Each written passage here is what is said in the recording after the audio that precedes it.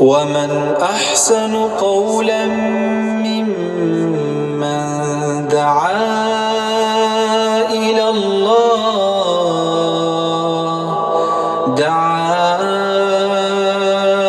الله وعمل صالحا وقال إنني من المسلمين.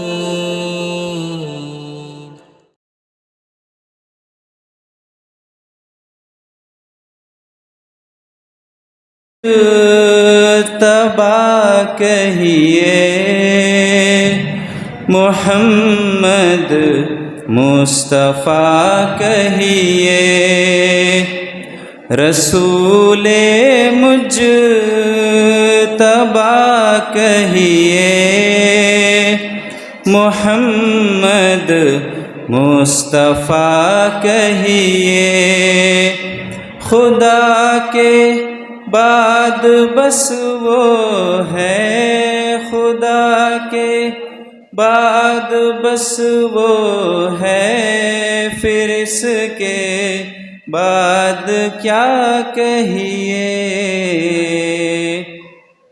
رسول مجتبی کہیے، محمد مصطفیٰ کہیے، شریعت کا ہے یہ اسرار، ختم الانبیاء کہیے، شریعت کا ہے یہ اسرار، ختم الانبیاء کہیے، محبت کا تقاضا ہے، محبت کا تقاضا ہے کہ محبوب خدا کہیے،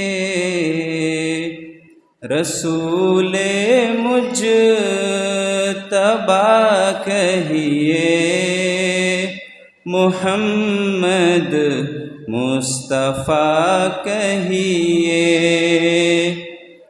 جبین و رخ محمد کے تجلی ہی تجلی ہے، جبین و رخ محمد کے تجلی ہی تجلی ہے، کسے شمس و ضحیٰ کہیے، کسے شمس و ضحیٰ کہیے، کسے بدر الدجا کہیے، رسول مجتبی کہیے، محمد مصطفیٰ کہیے، وَلَا تَبَرَّجْنَ تَبَرُّجَ الْجَاهِلِيَّةِ الْأُولَى۔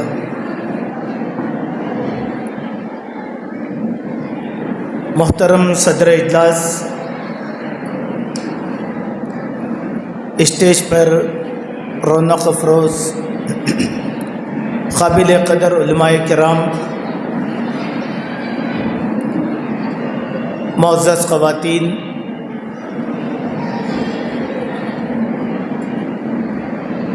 آج کا یہ اجلاس استقبال رمضان کے حوالے سے منعقد کیا گیا ہے۔ رمضان کے بالکل قریب یہ اجلاس ہم سب کی تعلیم، تربیت اور اصلاح کے لیے منعقد کیا گیا ہے۔ ہم سب سے زیادہ اللہ سبحانہ و تعالیٰ کا شکر ادا کریں کہ اس نے ہم سب کو علم حاصل کرنے اور اسلام کی تعلیمات کو جاننے کا یہ سنہرا موقع عنایت فرمایا ہے۔ اللہ سبحانہ و تعالی ہمارے یہاں جمع ہونے کو قبول فرمائے۔ جس طریقے سے ہم آج یہاں جمع ہوئے ہیں، اللہ سبحانہ و تعالی اپنی جنت میں بھی اسی طرح ہم سب کو جمع فرمائے۔ درود و سلام ہو پیارے نبی محمد رسول اللہ صلی اللہ علیہ وسلم کی ذات پر کہ آپ نے اللہ کا دیا ہے۔ اس دین میں کسی قسم کی کوئی کمی نہیں ہے اور نہ زیادتی کی کوئی گنجائش باقی ہے۔ ہم نبی کریم صلی اللہ علیہ وسلم پر درود و سلام پڑھتے رہیں۔ اللہم صلی علی محمد و بارک وسلم۔ آج کے اس اجلاس کی مناسبت سے جس میں مرد حضرات کے ساتھ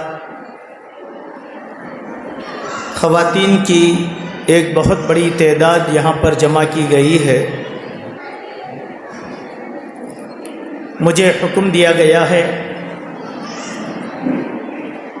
کہ خواتین کی تعلیم اور ان کی اسلامی تربیت، ان کا اسلام میں بلند مقام، اس موضوع پر گفتگو کروں۔ انشاءاللہ تھوڑی دیر میں اسی موضوع پر گفتگو کرنے کی کوشش کروں گا۔ معزز حضرات و خواتین، اسلام کی تعلیمات قرآن اور سنت میں جتنی مردوں کے لیے بتائی گئی ہیں، ان تمام تعلیمات کا اطلاق خواتین پر بھی ہوتا ہے۔ ایسا نہیں کہ سارے احکام مردوں کے لیے بیان کیے گئے ہیں اور عورتوں کو کوئی ذمہ داری نہیں دی گئی۔ اسلام میں خواتین کو بہت بڑا درجہ دیا گیا ہے اور ان کی بڑی اہمیت بتائی گئی ہے۔ اسی لیے جب ہم اسلام کی تعلیمات کو پڑھتے ہیں تو ہمیں معلوم ہوتا ہے کوشش اور جد و جہد کے سبب اسلام بہت دور تک پہنچا، پھیلا پھولا۔ اگر خواتین کو اس جد و جہد یا ذمہ داری سے الگ کر دیا جائے تو مسلم سماج اور مسلم طبقہ اس کی کوئی اہمیت باقی نہیں رہ جاتی۔ تاریخ اسلام میں ایسے بہت سے واقعات ہم لوگوں کو ملتے ہیں۔ اللہ سبحانہ و تعالیٰ نے قرآن مجید کی ایک سورت کا نام ہی سورہ نساء رکھا۔ اس سورت کے نام ہی سے اسلام میں ان کی اہمیت کا اندازہ ہوتا ہے۔ اسلام کے علاوہ جتنے بھی مذاہب پائے جاتے ہیں،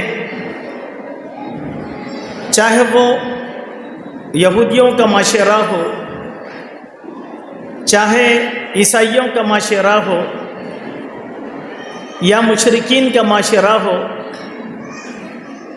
خواتین کو نہ صرف مذہب سے الگ رکھا گیا، مذہبی تعلیمات سے الگ رکھا گیا، بلکہ ان کے مقام اور ان کے مرتبے کو بھی گھٹا کر پیش کیا گیا ہے۔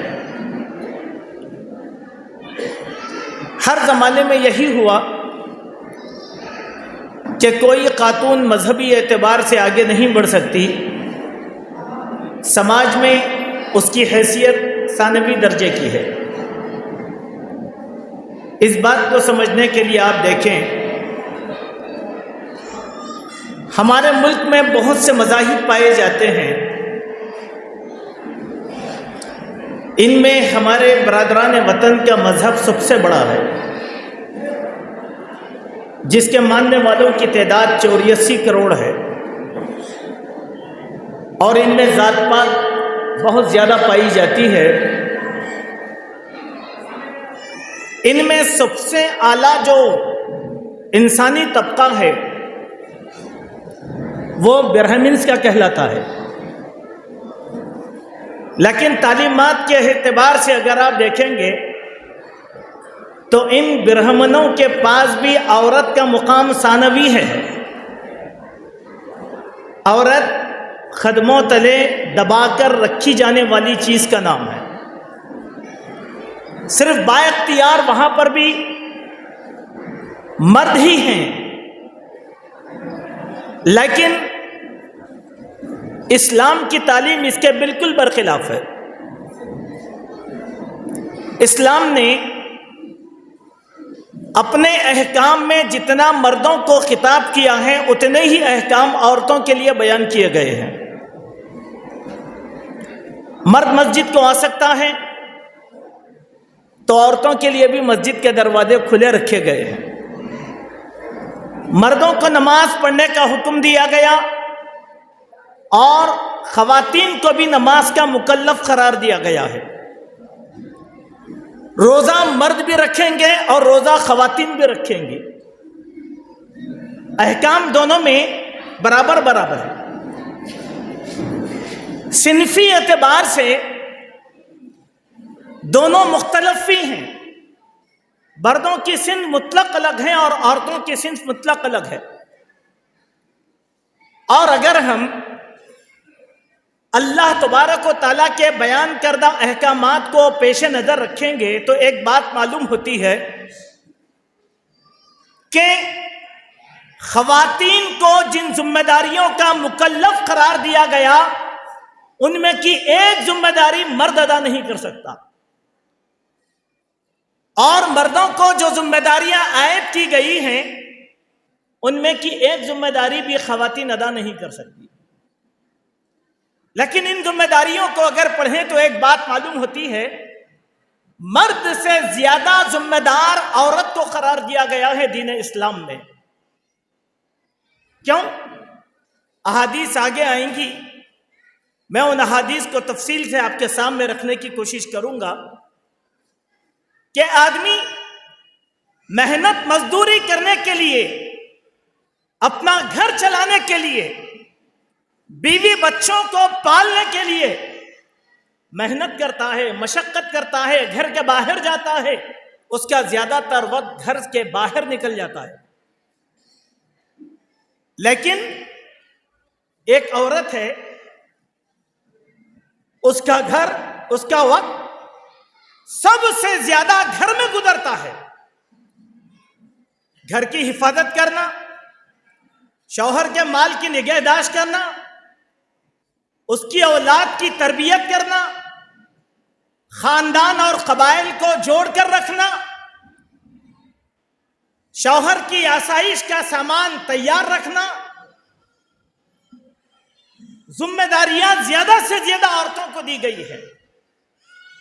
اور کہا گیا کہ اگر کوئی عورت یہ ساری ذمہ داریاں ادا کرتی ہیں تو اللہ تبارک و تعالیٰ اس کو جنت میں داخلہ عطا فرماتا ہے۔ اس حیثیت سے ہر مسلمان عورت کو اپنی اہمیت کو سمجھنے کی ضرورت ہے۔ حقیقی معنوں میں آج کے اس ترقی یافتہ زمانے میں ہم لوگوں نے خواتین کو نہ صرف دبا کر رکھا بلکہ ان کی اہمیت کو سمجھنے کی کوشش نہیں کیا۔ کیوں؟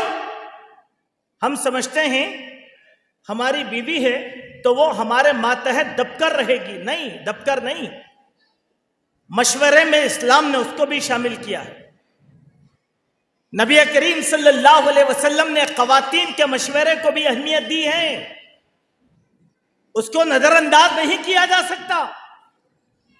یہ مشرکانہ سماج نہیں ہے، یہ اسلام کا سماج ہے، لہذا ہر مسلمان کو چاہیے کہ اپنی عورتوں کی اہمیت کو سمجھیں، اور ہر عورت کو چاہیے کہ وہ اپنے مقام کو سمجھنے کی کوشش کرے۔ قرآن مجید میں اللہ تبارک و تعالیٰ نے خواتین کی بات کا تذکرہ یہاں سے شروع کیا، وَقَرْنَ فِي بُيُوتِكُنَّ، اے عورتوں کی جماعت، تمہارے لیے لازم اور ضروری ہے کہ تم اپنے گھروں کو لازم پکڑو۔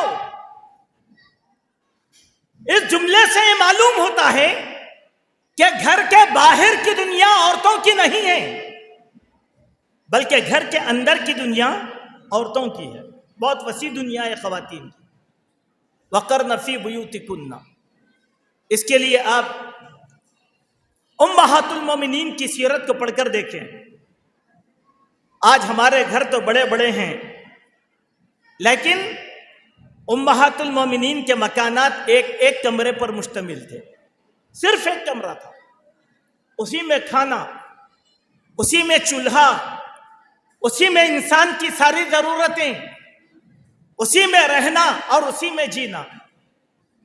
آپ دیکھیں امہات المومنین اتنے ایک کمرے کے گھر میں ساری زندگی کو ختم کر لیا، کیوں؟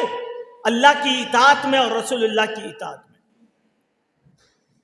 اللہ نے ان کو مکلف کیا اس چودیواری کا، ساری عمر انہوں نے اس گھر میں رہ کر قرآن کا کام کیا، سنت کا کام کیا، اولاد کی تربیت کی، بڑے مجاہدین پیدا کیے، بڑے محدثین کی جماعت تیار کیا، مفسرین کی جماعت کو تیار کیا، جس کی وجہ سے اسلام اس صورت میں آج ہمارے سامنے آیا ہے، اسی ایک کمرے میں۔ وَقَرْنَ فِي بُيُوتِكُنَّ، اور دنیا کیا چاہتی ہے کہ مسلم خاتون کو گھر کے باہر نکالا جائے، تعلیم کے نام پر، ترقی کے نام پر، معیشت کے نام پر۔ ایک بڑا خوبصورت نعرہ ہماری خواتین کو تباہ کرنے کے لیے اس دنیا نے دیا ہے۔ کیسا؟ کہ خواتین کا بھی حق ہے کہ وہ مردوں کے شانہ بشانہ چلے۔ اسی لیے آپ دیکھیں آج ہمارے معاشرے کی غیر اسلامی تصویر اس طریقے سے ہمارے سامنے آ رہی ہے۔ کیسے؟ ایک کمائی کا رجحان، تعلیم کے بعد کمائی کا رجحان خواتین میں پیدا کر دیا گیا۔ کیوں؟ خود مکتفی ہو۔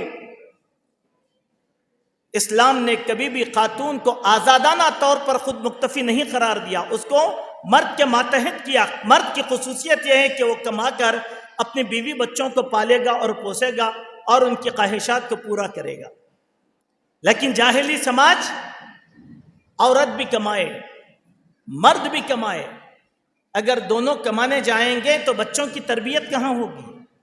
اسی لیے اللہ نے کہا وَقَرْنَ فِي بُيُوتِكُنَّ، اپنے گھروں کو لازم پکڑ لو۔ اپنے گھروں میں پھر کیا کرو؟ وَلَا تَبَرَّجْنَ تَبَرُّجَ الْجَاهِلِيَّةِ الْأُولَى، گزری ہوئی جاہلیت کے دنوں کے عادات اور اطوار کو اختیار مت کرو۔ یہ دوسرا حکم خواتین کے لیے دیا قرآن نے۔ معنی کیا ہے اس کے؟ تبرج الجاہلیہ کے معنی کیا ہے؟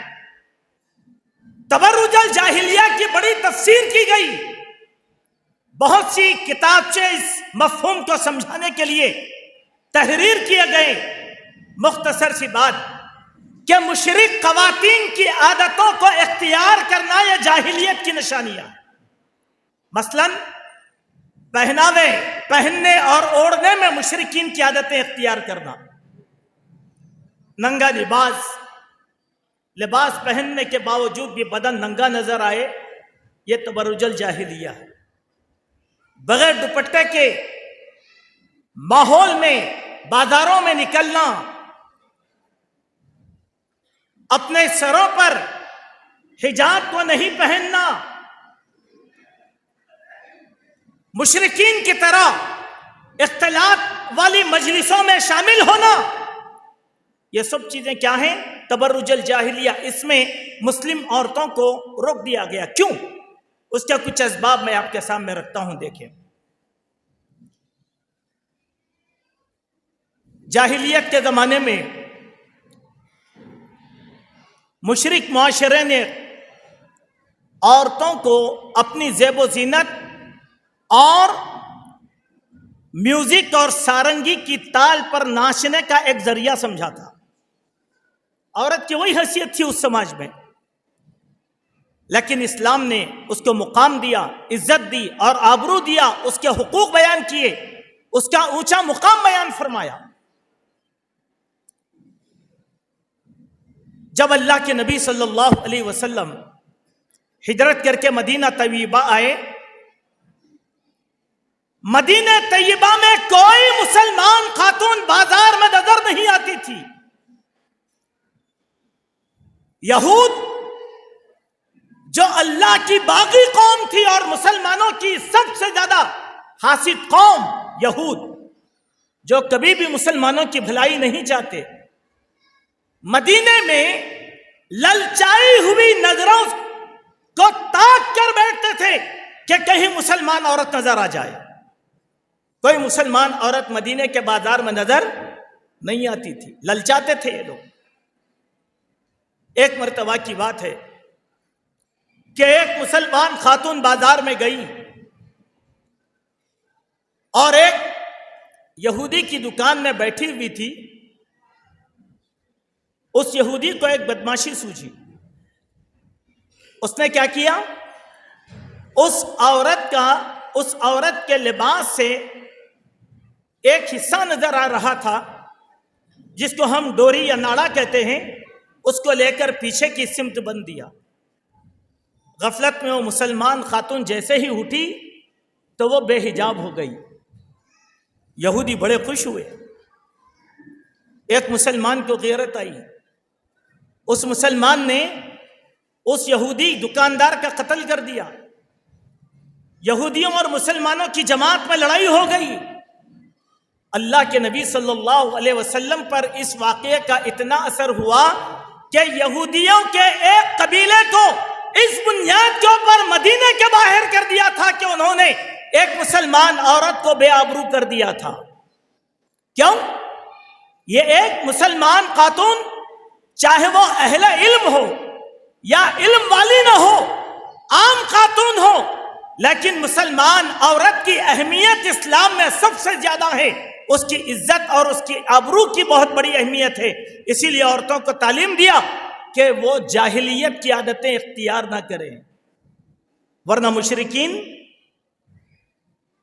مسلم سماج کو بدنام کریں گے، جیسے آج ہمارے پاس ہوتا ہے۔ آزادی کے ماحول ہمارے سامنے پیدا کیا گیا، ہماری عورتیں تعلیم حاصل کرنے کے لیے آگے جاتی ہیں، ٹیوشن کے لیے جاتی ہیں، کمانے کے لیے جاتی ہیں، لیکن صبح سے شام تک کیسے حادثات ہمارے سامنے رونما ہوتے ہیں، اخبارات کی زینت بنتے ہیں کہ آج فلاں غیر مسلم کے ساتھ ایک مسلمان خاتون نے راہ فرار اختیار کیا۔ یہ کہاں سے آئی یہ بات؟ اسی آزادی کی وجہ سے آئی جس کو ہم نے جاہلیت کی عادت سمجھنے کی کوشش نہیں کیا تھا، اسلام نے باندھا تھا۔ یا دوسری تعلیم۔ تیسری بات، پھر اللہ نے کہا وَأَقِمْنَا الصَّلَاةَ، اے مسلمان خواتین تم نمازوں کو قائم کرو، وَآتَيْنَا الزَّكَاةَ، زکوٰۃ پابندی سے ادا کیا کرو، وَأَطِعْنَا اللَّهَ وَرَسُولَهُ، اللہ اور اس کے رسول کی اطاعت کرو۔ یہ وہ احکام ہے جو مردوں کے لیے بھی برابر دیے گئے۔ عورت بھی نماز پڑھے، عورت بھی زکوٰۃ دے، اللہ اور اس کے رسول کی اطاعت کی پابند ہے۔ یہ جملہ ہماری عورتوں کے لیے بہت زیادہ سمجھنے کا ہے۔ اللہ اور اس کے رسول کی اطاعت کے معنی کیا ہیں؟ وہ سارے احکام جو خصوصی طور پر اللہ تعالیٰ نے عورتوں کے لیے بیان کیا ہے، ان مسائل کو عورتیں جاننے اور پہچاننے کی کوشش کریں۔ حضرت عمر ابن خطاب رضی اللہ عنہ نے اپنے ماتحت والیین کو یہ خط لکھا اور یہ اپنے رسالے میں اس بات کی نصیحت کیا کہ دیکھو، علموا نسائکم سورۃ النساء والنور، لوگوں اپنی عورتوں کو سورہ نساء اور سورہ نور کی تعلیم دو، کیونکہ اس میں خواتین کے بنیادی مسائل اللہ تبارک و تعالیٰ نے بیان کیا ہے۔ آپ بتائیں کتنی مسلمان خواتین ہوں گی جو سورہ نساء پڑھتی ہوں گی؟ یا ہم اپنی ذمہ داری کا احساس کرواتے ہوئے اپنی بیٹیوں کو سورہ نساء اور سورہ نور ترجمہ اور تفسیر کے ساتھ پڑھانے کی کوشش کیا ہوگا؟ آج جتنی خواتین آئیں، ہم ان سے اس اجلاس کے حوالے سے گزارش کرنا چاہتے ہیں، اپنی زندگی کی فکر کرو، گھروں میں بیٹھ کر سورہ نساء اور سورہ نور ترجمے اور تفسیر کے ساتھ پڑھو۔ آپ کو معلوم ہوگا کہ ہمیں زندگی کس طرح کی گزارنا چاہیے۔ ٹھیک ہے، اللہ تبارک و تعالیٰ نے ان احکام کا مکلف خواتین کو کیوں دیا ہے؟ جیسے آج مغربی میڈیا اور ہمارے ملک کا میڈیا کہتا ہے کہ عورتوں کو آزادی اسلام میں حاصل نہیں ہے۔ آزادی کے معنی کیا ہے؟ آزادی کس کو کہتے ہیں؟ مثال دی جاتی ہے، وہ فلمی دنیا سے وابستہ مسلم خواتین، دنیا چاہتی ہے کہ مسلمان خاتون ویسی بنے۔ وہ خواتین جو اسپورٹس کے میدان میں ہیں، بار بار ہم کو پیش کیا جاتا ہے ہمارے سامنے، ہمارے اسکولوں میں بچوں کو سکھایا جاتا ہے کہ ثانیہ مرزا کی طرح ہماری عورتیں بنے، ہماری بیٹیاں بنے۔ یہ آزادی ہے، یہ آزادی، یہ حق ہے۔ نعوذ باللہ من ذالک میرے بھائیو، یہ مسلم سماج کو فحش کی طرف لے کر آنا ہے۔ ہمارے ملک کا ایک بہت بڑا فلسفی گزرا، بڑا نام گرامی انسان، اس نے اپنی کتاب میں ایک جملہ تحریر فرمایا برادران وطن کو تنبیہ کرتے ہوئے، کہا کہ اگر اس ملک ہندوستان میں تم کو آزادی سے زندگی گزارنا ہو تو دو کام کرو۔ پہلی بات، مسلم خواتین کو گھر میں بیٹھنے نہ دو، ان کو بازار میں لے کر آؤ۔ نمبر دو، فرقہ وارانہ فسادات کے اوقات میں مسلمانوں کی معیشت کو تباہ کرو۔ بس دو ہی کام۔ فائدہ کیا ہوگا؟ خواتین باہر آئیں گی، ان کے بچے بے دین ہوں گے، آوارہ ہوں گے، اسلام ان کے گھروں سے خود بخود چلا جائے گا، اور مغربی تہذیب اور ہم جو چاہتے ہیں وہ تمدن ہم ان کے حوالے کر سکتے ہیں۔ اور ایسی ہوا ہمارے پاس۔ اس مثال کو سمجھنے کے لیے آپ ذرا غور فرمائیں کہ آج کتنی ایسی ہماری بیٹیاں ہیں جو دینی مدرسوں میں جا کر تعلیم حاصل کرتی ہیں، یا کتنی ہماری ایسی بیٹیاں ہیں جن کو ہم عصری تعلیم کا دلدادہ بنا کر گھروں کے باہر بھیج رہے ہیں۔ اس کا مطلب یہ نہیں کہ عصری تعلیم دلانا عورتوں پر واجب نہیں ہے، پہلے ان کو اسلام کی ذمہ داریوں سے واقف کرانا یہ ضروری ہے، بعد میں آپ جو تعلیم چاہیں دلا سکتے ہیں۔ ام المؤمنین حضرت عائشہ رضی اللہ عنہا جو ہمارے لیے سب سے بڑی مثال ہیں، آپ ان کے بارے میں جانتے ہیں۔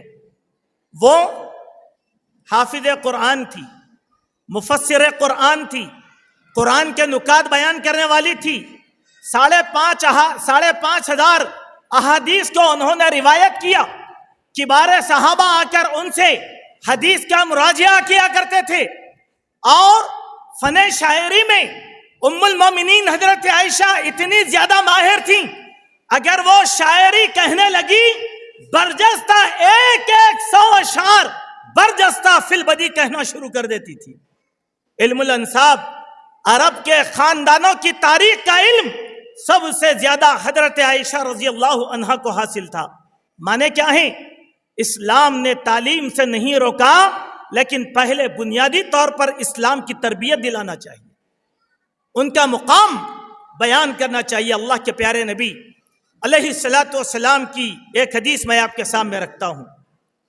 فرمایا اللہ کے نبی صلی اللہ علیہ وسلم نے، دیکھو میرے بعد میں نے مردوں کے لیے سب سے بڑا فتنہ عورتوں کا دیکھا ہے، سب سے بڑا فتنہ عورتوں کا دیکھا ہے۔ اب اس حدیث کو سمجھنے کے لیے اس زمانے میں پائی جانے والی تحریکات اس کو اپنے پیش نظر رکھنا بہت ضروری ہے۔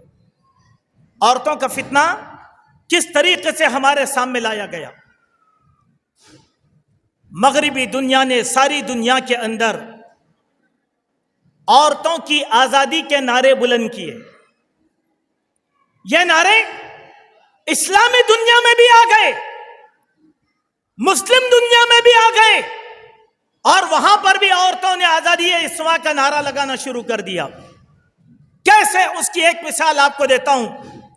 انڈونیشیا کے ذریعے سے، انڈونیشیا پوری دنیا میں سب سے زیادہ مسلم آبادی والا ملک ہے، سب سے زیادہ، اور وہاں کے مرد و خواتین بہت اسلام پر عمل کرنے والے ہیں۔ لیکن تہذیب کا فرق کیسے ہے؟ اس کی ایک مثال آپ سمجھیں۔ وہاں پر ایک مرکز ہے جس کو مرکز محمدیہ کہتے ہیں، اور حسن اتفاق اہل حدیث جماعت کا یہ مرکز ہے۔ اس کی مثال میں آپ کے سامنے دیتا ہوں۔ نماز کا وقت ہوا، اذان کے ساتھ مردوں کی جماعتیں نمازوں کو آنا شروع ہوئی، اسی قدر خواتین بھی نماز کے لیے آنا شروع ہوئی۔ عام عادت ہے، مگر دونوں میں فرق کیا ہے؟ خواتین آتی اور ان کا اپنا جو لباس ہوتا وہ مغربی لباس، وہ جینس پینٹ اور ٹی شرٹ پہن کر مسجد کو آتی ہیں، وضو بنائی اور ایک خانہ کھولا، وہاں سے ایک لحاف برقع نکالا، اپنے اوپر اوڑھ لیا اور پوری نمازیں ادا کر لی، اور پھر اس لحاف کو اتارا، لپیٹ دیا اور رکھ دیا۔ اس کے معنی کیا ہے؟ تہذیب کا فرق کتنا زیادہ وہاں کی عورتوں پر آیا۔ یہی صورتحال لبنان کی ہے، مصر کی ہے، اور بڑی بات نہیں، وہ فلسطین جس کی تباہی کا آج ہم ماتم منا رہے ہیں، وہاں کی مسلم خواتین کی تہذیب اور تمدن کا آپ جائزہ لے کر دیکھیں۔ اس کے معنی کیا ہے؟ ہماری خواتین نے مغرب کے اس نعرے کو قبول کر لیا، اور اسلام آج ان کو دقیانیوں سی نظر آتا ہے۔ اسی لیے آپ دیکھیں آج بازار میں ہمارے گھروں میں خواتین کا لباس، ہمارے عورتیں جو لحاف یا برقع اوڑھتی ہیں، اس کی نوعیتیں، ان کی سوچ اور ان کی فکر آج مغربی معاشرے کے برابر چلی آ رہی ہے۔ یہی سبب ہے کہ آج ہماری اولاد دیندار نہیں نکل رہی ہے۔ کیوں؟ دیندار اولاد اس وقت نکلتی ہے جب ماں دیندار بنتی ہے۔ اللہ کے پیارے نبی صلی اللہ علیہ وسلم نے عورت کی فضیلت بیان کرتے ہوئے ایک حدیث مبارکہ ہم سے بیان فرمایا، کہا الدنیا کلھا متاع وخیر متاع الدنیا المرأۃ الصالحہ۔ یہ دنیا ساری کی ساری فائدہ اور آسائش حاصل کرنے کا ذریعہ ہے، اور اس دنیا کی سب سے زیادہ فائدہ مند چیز نیک اور صالحہ عورت ہے۔ سبحان اللہ، سب سے زیادہ فائدہ کس طریقے سے؟ آگے واقعات آئیں گے تو بیان کروں گا۔ سورہ توبہ کی ایک آیت نازل ہوئی، اس آیت میں اللہ تبارک و تعالیٰ نے سونا اور چاندی کی مذمت بیان فرمایا۔ کہا وہ لوگ جو سونا اور چاندی جمع کرتے ہیں، ان کا سونا اور چاندی آگ میں تپایا جائے گا، ان کی پیشانیوں اور ان کے ماتھے اور ان کی پیٹھوں کو اس سے داغا جائے گا۔ یہ آیت سننے کے بعد صحابہ کرام پر خوف طاری ہو گیا، آپس میں کہنے لگے کہ آخر ہم جمع کریں تو کون سا مال جمع کریں؟ حضرت عمر رضی اللہ عنہ گئے اللہ کے نبی کی خدمت میں اور پوچھا کہ صحابہ اس آیت کے تعلق سے پریشان ہیں، اور یہ سوال کر رہے ہیں کہ ہم جمع کریں تو کون سا سامان جمع کریں. اللہ کے نبی نے 3 باتیں کہا. نمبر 1، اگر اللہ سے زبردست خزانہ مانگنا چاہتے ہو، قلباً شاکرن، شکر گزار دل مانگو. لساناً ذاکرن، اللہ کو یاد کرنے والی زبان مانگو. تیسری بات، ایسی بیوی مانگو جو آخرت کے کاموں میں تمہاری مدد کرنے والی. نیک اور صالحہ عورت. نیک اور صالحہ عورت کس طریقے سے اولاد کی تربیت کرتی ہے؟ بخاری شریف کی ایک حدیث ہے جس میں اللہ تبارک و تعالیٰ نے ایک عورت، اللہ کے نبی صلی اللہ علیہ وسلم نے ایک عورت کی ذمہ داری بیان کرتے ہوئے بیان فرمایا، وَالْمَرْأَةُ رَاعِيَةٌ عَلَى بَيْتِ زَوْجِهَا وَوَلَدِهِ وَهِيَ مَسْئُولَةٌ عَنْهَا. ایک مسلمان عورت قیامت کے دن اللہ تعالیٰ اس سے سوال کرے گا اپنے شوہر کے گھر کے بارے میں اور اس کی اولاد کے بارے میں. اولاد کے بارے میں کیوں سوال کرے گا؟ اسی لیے اولاد کی تعلیم اور اس کی اسلامی تربیت ایک نیک اور صالحہ ماں کے اوپر دار و مدار اس کا رکھا گیا. کیسے؟ اس کی مثال میں آپ کے سامنے دیتا ہوں. سرسری طور پر 3 مثالیں دیکھیں. حدیث کے سب سے بڑے امام بخاری رحمۃ اللہ علیہ تھے، جن کی کتاب پر محدثین نے کہا اصح الکتب بعد کتاب اللہ، اللہ کی کتاب کے بعد سب سے زیادہ صحیح ترین اور جامع ترین کتاب بخاری شریف. بخاری شریف کون تھے؟ ان کا بچپن کیسے گزرا؟ وہ ایک یتیم تھے. یتیم، ان کے بچپن ہی میں ان کے والد ان سے جدا ہو گئے. بچپن سے ماں نے تعلیم دی، ماں نے تربیت کی. 2 مرتبہ آنکھوں کی روشنی چلی گئی. ماں کی سسکتی ہوئی دعائیں اور بلکتے ہوئے آنسو نے اللہ تبارک و تعالیٰ کی قدرت کو للکارا. 2 مرتبہ آپ کی روشنی واپس آ گئی ایک ماں کی دعا کی وجہ سے. اس کے بعد ہوا کیا؟ اللہ اس ماں نے اپنے بیٹے کو ایسی تعلیم اور ایسی تربیت دی کہ امت مسلمہ کو ایک عظیم محدث ملا. بے وگی کے عالم میں، بے وگی کے عالم میں ایک ماں نے اپنے بچے کی کیسی تربیت دی، ذرا سوچیے آپ. یہی مقصود مومن ہے. ایک مسلمان عورت سے اسلام کا یہی مطالبہ ہے. نسل با کردار بننا اگر ہو، ماں کا کردار سب سے زیادہ اہمیت کا حامل ہے جو اسلام نے اس کے لیے بیان کیا ہے. دوسری مثال آپ کو ملتی ہے امام احمد ابن حنبل رحمۃ اللہ علیہ کی، جن کو امام اہل السنہ کہا جاتا ہے. یہ بھی یتیم تھے. 3 سال کی عمر سے ماں نے ان کی تربیت کرنے کی ذمہ داری ٹھان لی. 3 سال کے بچے کو تہجد کے وقت میں بیدار کرتی. اس معصوم بچے کو ماں اپنے ہاتھوں سے وضو بناتی، انگلی پکڑ کر سیدھا مسجد نبوی کے دروازے تک لے کر آتی اور بچے کو مسجد میں چھوڑ دیتی اور اپنے بچے کے حق میں اللہ تبارک و تعالیٰ سے دعا کرتی. اس ماں کی تربیت کا نتیجہ کیا نکلا؟ ایک ایسا امام اس دنیا کو ملا جسے امام احمد ابن حنبل کہتے ہیں، جنہوں نے حدیث کی جو کتاب لکھی مسند احمد، 37,000 زبانی احادیث یاد تھیں اور ان 37,000 احادیث کو انہوں نے جمع کر دیا. تربیت کس کی تھی؟ ماں کی. باپ موجود نہیں ہے. ایک تیسری مثال میں آپ کے سامنے دیتا ہوں. مشہور فقیہ حضرت ربیعۃ الرائے کی مثال. والد ماری کے جہاد میں نکل گئے برسوں تک. اس وقت والد اسلامی لشکر کے ساتھ نکلے جب ان کی ماں حاملہ تھی. والد چلے گئے. والد کے غیاب میں بیٹا وقت کا بڑا امام بن گیا. والدانے تک 22 سال 23 سال کے عرصے میں جب وہ واپس لوٹے، کیا دیکھتے ہیں؟ مسجد نبوی میں ایک خوبصورت نوجوان مسند پر بیٹھا ہے، بڑے بڑے بزرگ لوگ اس سے کہی گئی باتوں کو نقل کر رہے ہیں۔ بڑا تعجب ہوا، کہا کہ اللہ مجھے بھی بیٹا دیتا تو میں بھی اس کو اس اہمیت کا حامل بنا دیتا۔ ان کو کیا معلوم تھا کہ یہ ان کا بیٹا ہے۔ بہرحال جب ان کی بیوی سے ان کی ملاقات ہوئی، ایک عجیب واقعہ ان کی تاریخ میں یہ لکھا گیا، لیکن یہ ان کے ربیعۃ الرائے کے شاگردوں میں کون کون ہیں؟ بڑے بڑے امام، امام مالک، امام شافعی، ایسے بڑے بڑے ائمہ ربیعۃ الرائے کے شاگردوں میں ہیں۔ لیکن تربیت کس نے دیا؟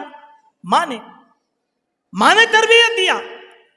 جب بیٹے سے تعارف ہوا تو باپ کی خوشیوں کا کیا کہنا تھا کہ وہ جاتے وقت کچھ امانت دے کر گئے اپنی بیوی کو۔ پوچھا میں جب جا رہا تھا تو تم کو ایک امانت دیا، وہ امانت تم نے کیا کیا؟ کہنے لگی کہ وہ دولت ساری کی ساری اس بچے کی تربیت میں نے تمہارے غائبانے میں خرچ کر دیا۔ وقت کا امام مانے کیا ہیں دوستو؟ یہی مقصد ہے ایک مسلمان عورت کی زندگی کا۔ اس مقصد کو پہچاننا ضروری ہے۔ آج مسلم سماج میں تعلیم کا فقدان کیوں ہے؟ ذرا اپنے آپ سے سوال کریں۔ ہم ایک رونا روتے ہیں کہ بھائی حکومتیں ہمیں پڑھنے نہیں دیتی، ہمارے لیے مواقع نہیں ہے۔ نہیں، بات ایسی نہیں ہے۔ ہماری خواتین کا رجحان اس وقت اولاد کی تعلیم اور تربیت سے ہٹ چکا ہے۔ اسی لیے آج ہمارے گھرانے سے کوئی قوم کا قائد پیدا نہیں ہوتا، کوئی علامہ پیدا نہیں ہوتا، کوئی مفسر قرآن پیدا نہیں ہوتا۔ آج تعلیم کا انحطاط اتنا زیادہ مسلمانوں کے ساتھ ہے، ہمارے ملک میں مسلمانوں کی تعلیمی خواندگی 24% ہے، صرف 24%۔ اس کے معنی کیا ہیں؟ ہر 100 میں صرف 24 مسلمان لڑکے اور لڑکیاں تعلیم حاصل کرنے جا رہی ہیں۔ لیکن اس کے برخلاف وہ قومیں جو پسماندہ کہلاتی ہیں، ان قوموں کا یہ حال ہے کہ وہاں تعلیمی خواندگی 64% ہے۔ یعنی غیر مسلموں میں ہر 100 میں 64 بچے ایسے ہیں جو تعلیم حاصل کرنے کے لیے اسکول اور مدارس کی طرف جا رہے ہیں۔ اس کے قصوروار حکومتیں نہیں ہیں، اس کے قصوروار ہم لوگ ہیں۔ کس طریقے سے؟ اس کا ایک تجزیہ میں آپ کے سامنے رکھنا چاہتا ہوں۔ میری ماں اور بہنیں ذرا غور سے سوچیں۔ میں بھی ایک اسکول چلایا، مجھے معلوم ہے کہ ہماری مسلم مائیں کس طریقے سے تعلیم کے معاملے میں تساہل اختیار کرتی ہیں۔ کیسے؟ ہماری ماں اور بہنوں کو اپنی اولاد کے مستقبل کی فکر نہیں ہے، بلکہ خاندان کی شادیاں آئیں، ہمارے بچے 8 دن اسکول سے غائب، 8 دن اسکول سے غائب۔ گھر کو مہمان آئے، اس دن ہمارے بچوں کا اسکول سے ناغہ۔ عید کا دن آیا، ہمارے بچے اسکول سے ناغہ۔ اب کہتے ہیں کہ بھائی ہمارے گھر میں بھی خوشیاں ہیں، ضروری ہے کیا؟ لیکن اس کے برخلاف اور غیر مسلموں کا جائزہ لے کر دیکھو، غیر مسلموں کا جائزہ لے کر دیکھو۔ شادی، برات، عید، تہوار، 1 دن یا 2 دن، ان کی حاضری میں اور ہماری حاضری میں بہت زیادہ فرق ہے۔ یہ تساہل ہوتا ہے ہمارے پاس، یہ تساہل ہوتا ہے۔ ہم اس تساہل کو دور کرنے کی کوشش کریں۔ اگر ہم نے اس سے بچنے کی کوشش نہیں کیا، پھر یاد رکھیں مسلم معاشرہ بہت زیادہ تباہی اور بربادی کی طرف جائے گا۔ ہماری جو ہے نسل کے بارے میں اللہ تبارک و تعالی ہم لوگوں سے سوال کرے گا۔ صحابہ کرام، صحابیات مبشرات رضوان اللہ علیہ مجمعین ایک مرتبہ نبی کریم صلی اللہ علیہ وسلم کی خدمت میں حاضر ہوئی اور کہنے لگی کہ یا رسول اللہ صلی اللہ علیہ وسلم، اللہ تبارک و تعالیٰ نے عورتوں پر مردوں کو بڑی فوقیت عطا فرمایا ہے، اور وہ نیکی میں ہم سے زیادہ نکل جاتے ہیں۔ اللہ کے نبی نے پوچھا کیسے؟ کہا اللہ تبارک و تعالیٰ نے مردوں کو جہاد کے ذریعے سے فضیلت عطا فرمایا ہے، اور عورتیں جہاد نہیں کر سکتی، تو آپ صلی اللہ علیہ وسلم نے فرمایا میں تم کو اس سے زیادہ فضیلت والا عمل بتاتا ہوں۔ وہ فضیلت والا عمل کیا ہے؟ اپنے شوہر کی اطاعت اور فرما برداری کرو اور ان کے حقوق کو پہچانو اور ان کے حق ادا کرنے کی کوشش کرو، کیونکہ میں نے جہنم میں سب سے زیادہ خواتین کو جاتے ہوئے دیکھا ہے۔ کیوں؟ شوہروں کی نافرمانیوں کی وجہ سے۔ اسلام نے مقید کر دیا ایک خاتون کو، اسی میں اس کی زندگی ہے اور اسی میں جو ہے اللہ تبارک و تعالیٰ نے اس کی بقا لکھ دیا ہے۔ اسی لیے میرے بھائیوں، ہم اپنی خواتین کے بارے میں بہت زیادہ سنجیدہ بنیں اور آنے والے حالات کو جانیں اور پہچانیں، اور اس کے ذریعے سے ہم اپنے گھروں کی اصلاح کریں۔ کیوں؟ ایک بات یاد رکھیں، ایک مسلمان فرد بدنام ہوتا ہے، ایک شخص بدنام ہوتا ہے، لیکن ایک مسلمان عورت بدنام ہوتی ہے تو پورا سماج اور پوری قوم بدنام ہو جاتی ہے۔ اتنا نازک رشتہ ہے عزت کے ساتھ خواتین کا۔ ہماری خواتین اس چیز کو پہچاننے کی کوشش کرے۔ عمومی طور پر ہماری خواتین مشرکین کے دیکھا دیکھی کچھ حرکتیں اور عادتیں کرتی ہیں جو ہمارے پاس بھی ہیں۔ اسی لیے حضرت عمر رضی اللہ عنہ کی سیرت میں ایک بات آتی ہے، وہ یہ کہ حضرت عمر رضی اللہ عنہ نے مسلم خواتین کو غیر مسلم خواتین کے سامنے نکلنے سے بھی پردہ کروایا تھا۔ خالی مردوں سے نہیں، بلکہ مسلم خواتین کو غیر مسلم خواتین کے سامنے نکلنے سے بھی پردہ کروایا۔ اس کی علت کیا تھی؟ کہ کہیں غیر مسلم خواتین کی شرارت سے مسلمان خواتین بہک نہ جائیں۔ ہم نے اس اصول کو فراموش کر دیا۔ آج آپ دیکھیں، تہذیب کے نام پر، کلچر کے نام پر، گنگا جمنی تہذیب کے نام پر، ثقافت اور ترقی کے نام پر اور آزادی کے نام پر، کیا یہ اثرات مسلم خواتین میں آج نہیں آ رہے ہیں؟ ہماری بچیاں مشترکہ اسکولوں میں پڑھتی ہیں، غیر مسلم اور مسلمان ایک ساتھ ناچنا، گانا، بے حیائی، فیشن، یہ ساری چیزیں ہماری بچیوں کا حصہ بن گئی، جس کا نتیجہ کیا نکلا؟ دو چیزوں کا فرق آج ہمارے سامنے آیا ہوا ہے۔ پہلا فرق قومیت کا اور دوسرا فرق مذہبیت کا۔ یہ کیسے؟ مسلم قوم الگ ہو گئی اور دین، مذہب اور شریعت ایک الگ چیز ہے۔ ہم کیا چاہتے ہیں؟ قومیت۔ ہم مذہبیت نہیں چاہتے۔ اس کی ایک مثال آپ کے سامنے دیتا ہوں، ہمارے ذہنوں میں ڈالی گئی یہ بات۔ میں بھی مسلمان ہوں، جمعہ کی نماز پڑھتا ہوں، عیدین کی نماز پڑھتا ہوں، بس اتنی پابندی مجھ سے نہیں ہوتی جتنی ہو رہی ہے، یہ کافی ہے۔ چلیے ٹھیک ہے۔ اب دوسرا پہلو مذہبیت کا کیا ہے؟ آپ چاہے مردوں سے ہو، جوانوں سے ہو یا خواتین سے ہو، اسلام کے متعلق بات کرنے کی کوشش کیجیے۔ دیکھو بہن، ایسا لباس مت پہنو، یہ غیر اسلامی ہے۔ ایسا برقع مت پہنو، یہ غیر اسلامی ہے۔ تمہارا اٹھنا بیٹھنا، تہذیب اور تمدن غیر اسلامی ہوتی جا رہی ہے۔ تو ہم کیا کہتے ہیں؟ دیکھو بھائی، مذہب کے بارے میں یہاں گفتگو مت کرو، مذہب کے بارے میں یہاں گفتگو مت۔ اس کے معنی کیا ہے؟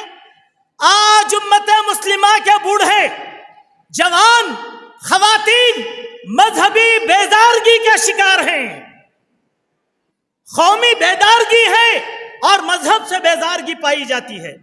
شریعت کی بات مت کرو، کیونکہ شریعت بال سے زیادہ باریک ہے، اس پر چلنا ہمارے لیے ناممکن نظر آتا ہے۔ اگر مذہبیت نہیں ہے، قومیت ہے نہیں۔ اسی لیے ابھی پچھلے دنوں ایک رپورٹ اخبارات میں آئی، بڑی اہبت ناک رپورٹ ہے۔ وہ کیا ہے؟ ہمارے ملک ہندوستان میں جہاں پر 24 کروڑ مسلمان رہتے ہیں، لیکن ان تمام مسلمانوں میں مذہب سے بیزارگی کا جو پرسنٹیج آیا ہے وہ یہ 64% مسلمان اسلام سے بیزار ہیں۔ وہ اسلام کو پسند نہیں کرتے لیکن مسلمان رہنا پسند کرتے ہیں، وہ مسلمان رہنا پسند کرتے ہیں لیکن اسلام پر رہنا یہ پسند نہیں کرتے۔ اب آپ ذرا سوال کا جواب دیں، کیا اسلام کو اگر ہم چھوڑ دیں گے تو کیا اللہ کن کامیاب ہوں گے؟ ہماری عزت، ہماری کامیابی، ہمارا وقار، ہماری سربلندی اسلام کی وجہ سے ہے۔ اگر اسلام نہیں ہے تو مسلمانوں کی کوئی حیثیت اللہ تبارک و تعالیٰ کے پاس نہیں ہے۔ یہ چند باتیں تھیں جس کو میں نے آج کے اس موقع پر آپ کے سامنے پیش کرنے کی کوشش کیا۔ اللہ تبارک و تعالیٰ سے دعا ہے کہی گئی باتوں پر اللہ تعالیٰ ہم سب کو حسن عمل کی توفیق عطا فرمائے۔ اللہ تعالیٰ ہماری ماں اور بہنوں کو اسلام کا شعور نصیب فرمائے۔ اللہ تعالیٰ ہمارے گھروں میں دین کی سربلندی فرمائے۔ اللہ جب تک رکھے اسلام پر رکھے، جب ہمارا خاتمہ ہو ایمان پر ہو۔ اقول قولی ھذا استغفر اللہ من کل ذنب واتوب الیہ۔